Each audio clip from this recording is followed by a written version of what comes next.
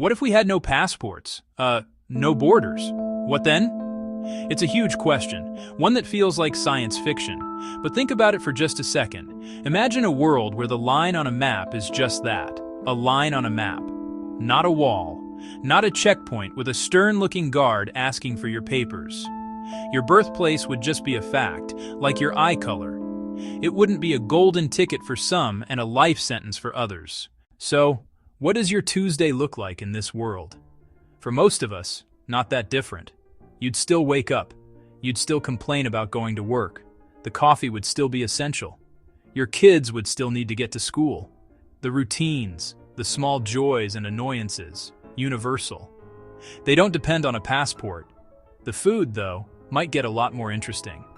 Maybe a new stall serving jollof from a family just moved from Lagos, right next to a woman selling pierogies from Krakow. Travel would change, dramatically. Trip planning becomes like a road trip. Decide, book, go. No visa fees and months of anxiety.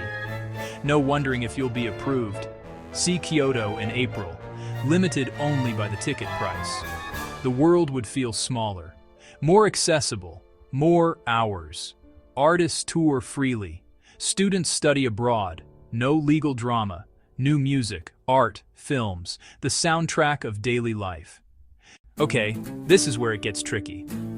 Let's talk about the practical stuff, the boring stuff, the stuff that makes the world go round. Work, laws, taxes. In a world without borders, who works where? Simple answer: anyone, anywhere. Hospital in Toronto needs a nurse. A qualified nurse in Manila wants the job. Hire the best person, regardless of nationality. Innovation accelerates. But fairness?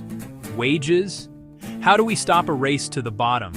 We'd need robust global labor standards. A universal minimum tied to local costs. Safety everywhere. Think of a global labor board. Without coordination, capital wins, labor loses. Inequality deepens. Taxes, pay where you earn. Work in Berlin, pay German taxes. For roads, schools, hospitals. But what about places people leave?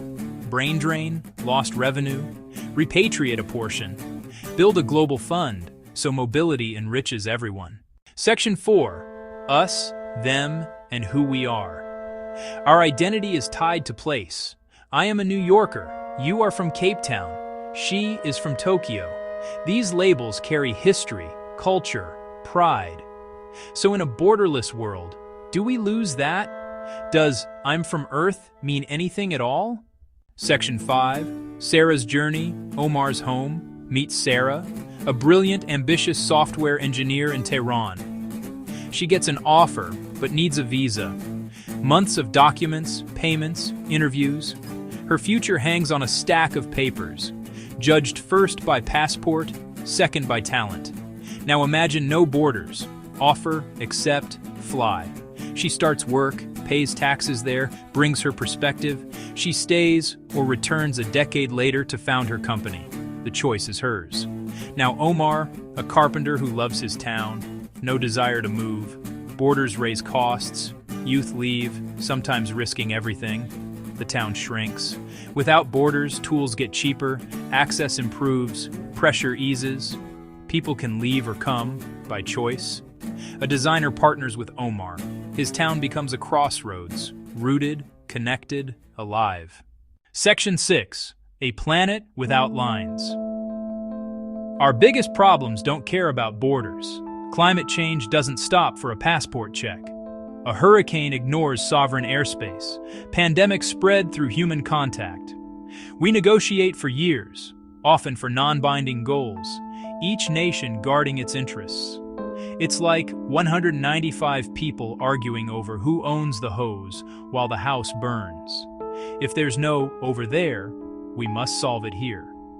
Environmental protection becomes shared survival. Downstream is no longer foreign. They are your neighbors. Real authority, science-led decisions, the collective good, not national politics. Famine, earthquakes, response is mutual support, fast and efficient. Mobilize expertise and resources as a matter of course.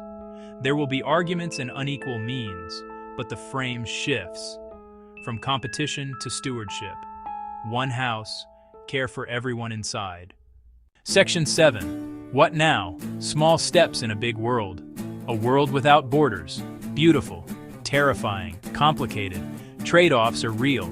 We'd trade familiar national identity for a more layered sense of self. Apparent order for the hard work of building global systems. Labor, law, welfare. We'd gain movement and take on shared responsibility. Not tomorrow, not a light switch, a generational shift. So what can we do now? Start small. Challenge us versus them when you hear it. Support sensible, humane immigration. Be welcoming. Learn a culture that isn't yours. Back cross-border solutions for climate and humanitarian aid. Teach children our shared home and to see the humanity in others. So no passports, no borders? Maybe the answer isn't chaos, but a more connected, responsible world.